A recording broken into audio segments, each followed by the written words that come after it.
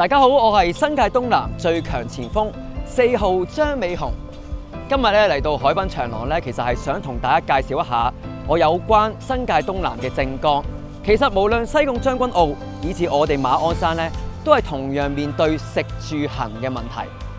食方面就係我哋買餸貴啦，需要增加超級市場、公營街市平衡物價啦。住方面就係我哋需要多啲康體嘅設施，而行方面咧，我哋嘅交通亦需要改善嘅。馬鞍山同埋將軍澳有一個共通點，就係一條好靚嘅海濱長廊，亦都係我哋街坊咧一個休憩嘅一個熱點嚟㗎。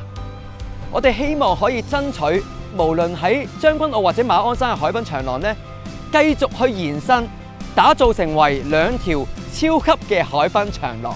我5年前其實已經係用無人機咧去拍攝一啲區內嘅發展㗎啦，而今日咧我亦都帶咗航拍機過嚟拍一拍呢條海濱長廊可以點樣延伸，亦都支持下我哋低空經濟啦。而家將軍澳嘅海濱長廊咧係由日出康城去到調景嶺一帶，而調景嶺嗰邊係咪其實可以延伸到過去東九龍鯉魚門一帶？接駁到我哋觀塘嗰邊嘅海濱長廊呢。其次，我哋日出康城都係可以延伸過去未來嘅將軍澳137區啊。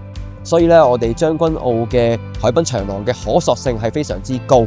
我哋現時馬鞍山嘅海濱長廊呢，風景非常之優美啦。我哋向住馬料水方向嗰邊呢，其實可以延伸啦，甚至去到我哋嘅中文大學附近嘅位置嘅。